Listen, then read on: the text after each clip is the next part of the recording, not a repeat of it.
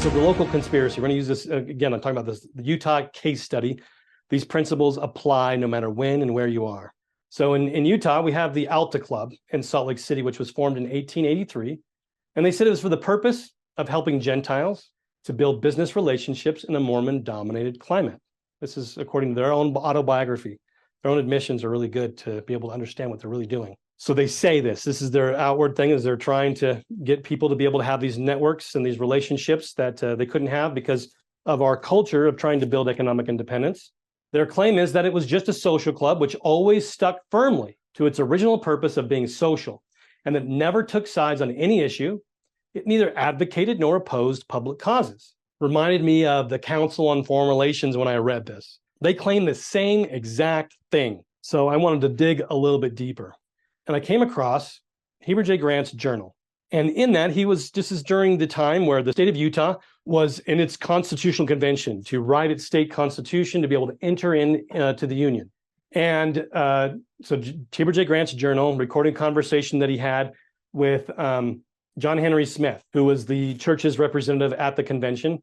And John Henry Smith told Heber J. Grant, the Alta Club, having agreed to work against women's right to vote, and that they proposed to use their influence to defeat the Constitution if equal suffrage were made a part of it. So we see previously in their own biography, they say, oh, no, we don't oppose or advocate public causes. But just going back to the 1890s, we see from the get-go, they are using their influence to change public policy. And then going further, Council on Foreign Relations, where one minute they'll deny something, the next minute they're going to advocate for what they just denied they were advocating. They said that they played an important role in diminishing the bitterness of the conflict between the church and the world to a point which permitted the territory to become a state and to function politically under the national system. So following Karl Marx's program in the Communist Manifesto of doing things one small step at a time, to this very day, as I mentioned in Invasion Volume 2, and I document in Invasion Volume 2, that to this very day, this is the funnel where they are being used and where the meetings happen, where the plans take place, wherever we're different from the world, this is where it takes place, where they develop a new program to get us to merge with the world. And so we learn from the scriptures that the conspirators protect each other in their crimes to make sure that they are not punished for their crimes. In Helaman chapter 6, we read that they did unite with those bands of robbers and did enter into their covenants and their oaths, that they would protect and preserve one another in whatsoever circumstances they should be placed, that they should not suffer for their murders and their plunderings and their stealings. They protect each other so they will not suffer for their murders even, and their plunderings and their stealings. And we saw that very same thing happen. I did an investigation. I went to the Alta Club in downtown Salt Lake City, and I asked for their intern for a tour of the building. And we're walking through the building, and in one room there was a painting of a man on his knees begging the forgiveness of a young lady, and just kind of made a comment to her, oh, man, that guy must have gotten in trouble. And she's like, oh, he probably got caught with a prostitute. And then points to a door, the back door, and she just nonchalantly says, oh, and that's where we sneak in the prostitutes today. And so to this day, they are engaged in illegal behavior, and they are protected in their crimes, as we learn during the time when Cleon Skousen was the chief of police and J. Bracken Lee was the mayor. So Cleon Skousen, as the chief of police, he had what was called a vice squad, where he was going after and investigating organizations that were involved in illegal activity. And so as the mayor, which is the boss of the chief of police, went to Cleon Skousen and said, you are not allowed to go after the Alta Club, naming them by name. And on their website, at least in the past, they change it from time to time, they kind of brag about their involvement in the criminal world and in these illegal activities. And so he said, you're not allowed to go after the Alta Club, protecting them in their crimes. But Cleon Skousen didn't follow that, and he actually raided another one of the places that he was told not to raid. And lo and behold, who was there? The mayor. And shortly after this bust, J. Bracken Lee fires Cleon Skousen as the chief of police because he didn't go along in protecting them in their crimes. So they are involved in organized crime, and they talk about this in their own autobiography. They talk about their involvement in rigging elections. So if we think this is a new thing, it's not a new thing. They talk about the group's contact with the so-called underworld, which is the nickname for the criminal world, the mafia, was a man with the nickname of Ed. And reading in the biography discusses what is the relationship with the Alta Club and the criminal world. Ed dies. And his replacements in the underworld come to the leaders of the Alta Club and says, and tells the leadership of the Alta Club, if you want to continue our relationship with helping you to be able to make sure elections go your way, we are asking three things of you. We want, first, we want a non-denominational religious leader to speak at his funeral. We want the mayor to be there. We want the governor of the state of Utah to be there. And the leaders of the Alta Club say, not a problem. We'll provide that for you 100%. Took care of that, was able to maintain their relationship with the underworld. One of the chiefs, one of the mayors of Salt Lake City during the 80s was this guy. His name was Ted Wilson, or is Ted Wilson, where he was the mayor. He is now the executive director of the Agenda 21, Agenda 2030 organization called UCARE, and also the Southern Utah Wilderness Alliance, which is also working to implement the Agenda 2030 agenda. And in a magazine called Town and Country Magazine, in 1983, so 100 years after the formation of the Alta Club, the Town and Country Magazine focuses on an issue on Salt Lake City. Who do you want to get to know to be on the inside track in Salt Lake City? And they interview the mayor.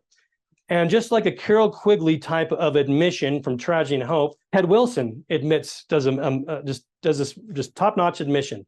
He says, Utah has a power structure that's quite concentrated, and it tends to operate behind closed doors at the Alta Club. So Utah's insiders meet in secret at where? At the Alta Club to produce their plans. And so as a part of the club, they formed another organization called the Salt Lake Chamber of Commerce as part of their plan to merge us with the world. How do we do that? This is the economic part of that. In their book, in their autobiography, they say another gesture in pursuit of pacification, which was supported by several Alta Club founders, was the organization of the Salt Lake Chamber of Commerce. Now, wherever you're at, the major chamber of commerce in your city, now I'm not going to say that this applies maybe to all of the the little city ones, but definitely the major chamber of commerce in your state serves this same purpose as well. There could be no question as to the purpose of this project, and anyone who participated in it was certainly on the side of liquidation of the conflict. 3 Alta Club founders accepted places on the organizing committee. So using this organization kind of as the outward face to be able to introduce legislation and be able to promote certain programs that would be able to start to move the culture in the direction that they wanted them to move. Pacification. How do you pacify? How does Satan get you to, pacify yourself? Gets you to go along. He maybe even compromises. He's like, I'm going to give something up. Now you give something up. He wins when you do that. And that's the Chamber of Commerce in Salt Lake City. Yeah, that is their program. That is the open face of that. We saw that during 2020 and 2021, where they were the force, because there was so much opposition against government enforced mandates. The Chamber of Commerce got involved and said, our businesses are going to enforce mandates. Our businesses are going to enforce vaccine mandates. We are the ones that stay safe, to stay open, to get to scaring people into obedience and compliance. That was their program. And so we had the conspiracy infiltrating and focusing on the people in power locally, right? In Massachusetts, they're going to focus on maybe Democrats and Catholics because that's the bulk of the population.